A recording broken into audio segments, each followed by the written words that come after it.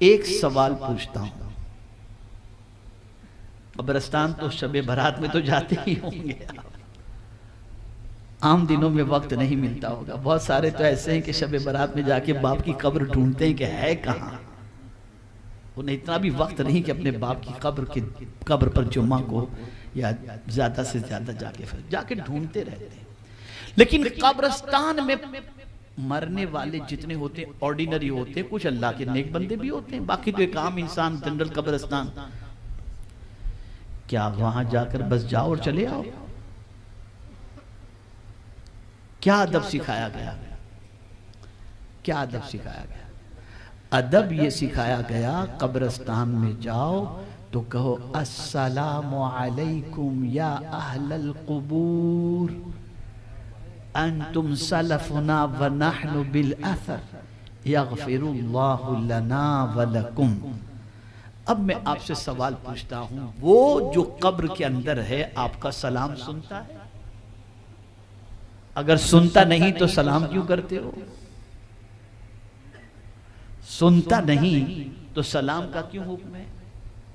अरे भाई, सुनना तो बहुत दूर की बात है। हदीस मुबारका में है कि कोई इंसान अगर किसी की कब्र पर पहुंचता है या किसी का इंतकाल अगर हो गया और तदफीन में मुसलमान की वो पहुंचा, तो आप जानते हैं उस जाने वाले के कदमों की आहट को भी कब्र वाला सुनता है, सुनता है, पहचानता भी है, पहचानता भी है। अब जब हम सलाम करें तो मरने वाला ऑर्डिनरी बंदा, हजारों मन मिट्टी के नीचे दफन मौजूद, एक महीने पहले नहीं, दफन करने के बाद हम पहुंचे कि एक महीने पहले उसका इंतकाल, एक दिन पहले, 100 साल पहले कब्रिस्तान में अगर कोई मरा हुआ मौजूद है और आप सलाम करते हो तो आपके सलाम को वो सुनता है। तो जब वो सलाम कब्र में मौजूद मुर्दा आम इंसान सुनता है, और हमारी समाअत का आलम यह है कि जिंदा रहकर उसके सलाम का जवाब हम नहीं सुनते। हम जिंदा रहकर जमीन पर चलते फिरते होकर उस मुर्दे के सलाम का जवाब नहीं सुनते, लेकिन मनो मिट्टी नीचे दफन वो मुर्दा हमारे सलाम को सुनता भी है, जवाब भी देता है, पहचानता भी है, सारी चीजें होती हैं। अब मैं आपसे पूछता हूं कि वो कब्र में मौजूद बंदा सुनता उस वक्त है जब उसके अंदर जिंदगी होगी? तो याद रखें, ए रसूल आज़म सल्लल्लाहु ताला अलैहि वसल्लम के प्यारे दीवानों, मरने वाले के लिए 2 लफ्ज इस्तेमाल किए जाते हैं, इंतकाल, और अगर अल्लाह के बरगुज़ीदा बंदे कोई गए तो विसाल, और राह खुदा में कोई कत्ल किया गया तो शहीद। ये 3 अल्फाज इस्तेमाल होते हैं। इंतकाल के माने ट्रांसफर, एक जगह से दूसरी जगह, मुर्दा नहीं, ट्रांसफर। विसाल, अल्लाह से मिलना।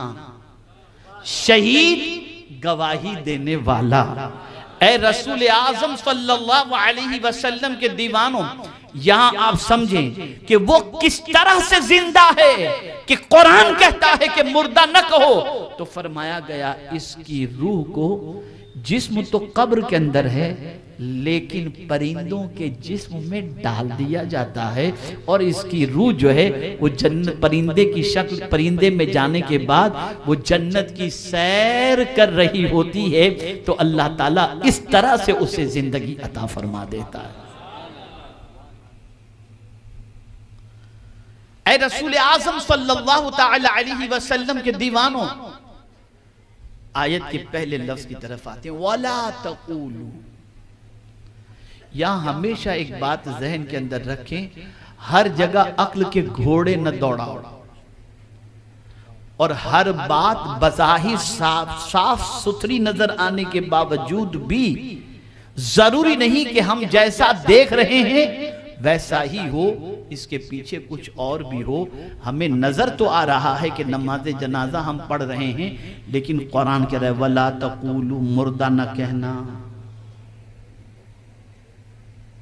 और ये बात अच्छी तरह से जहन में रहे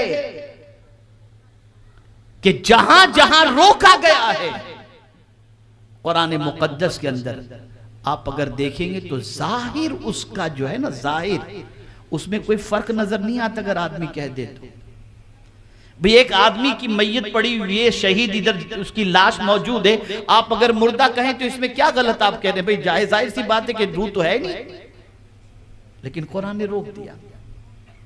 जहां जहां रोका गया कुरान में, वहां बजाहिर जो चीज नजर आती है उसमें कोई गलत गड़बड़ वाला मसला नहीं, लेकिन कुरान ने रोका। जैसा सहाबा और मुनाफिकीन हुजूर सल्लल्लाहु अलैहि वसल्लम की महफिल में बैठते, सहाबा अच्छी नीयत से कहते, मुनाफिकीन की नीयत दूसरी थी। वो कहते थे रायना या रसूल अल्लाह, और उनका मकसद दूसरा था कि वो चरवाहे के माने में होता है तो सरकार की तौहीन की नीयत से कहते, और मुसलमान जो कहता था वो हुजूर हमारी रियायत फरमाएं, इस नीयत से वो कहा करते थे। अब रियायत करने की बात कहना कोई गलत नहीं, लेकिन कुरान ने कहा ला तक़ूलू रायना, रोक दिया। अगर किसी एक लफ्ज के ऐसे मानी निकलते हों जिसके अंदर अदब भी हो बेअदबी भी हो, ऐसा लफ्ज महबूब के लिए इस्तेमाल नहीं करना चाहिए। ये कुरान ने कह दिया।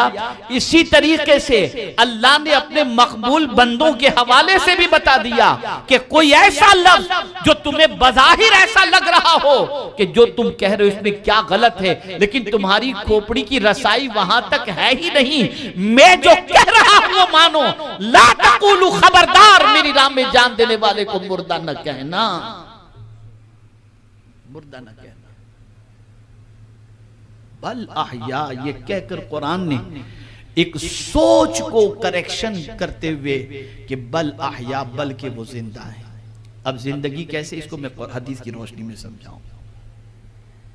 आका करीम सल्लल्लाहु अलैहि वसल्लम ने साहिब इल्म के बारे में फरमाया, मन सारा बिल इल्म हज्जन फहुव लम यमुत अबदा।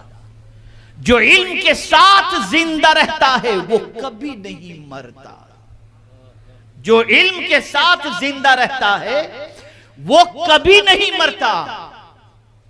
इल्म वाला जो है रूह तो निकल जाती है, लेकिन वो शागिर्दों में जिंदा रहता है, वो किताबों में जिंदा रहता है, वो मजलिसों में जिंदा रहता है, वो शागिर्दों में जिंदा रहता है, वो लाइब्रेरियों में जिंदा रहता है। साहिब इल्म, आज इमाम गजाली के इंतकाल को ज़माना गुजर चुका, उनकी किताब के जरिए आज भी वो जिंदा हैं, आज भी वो जिंदा हैं।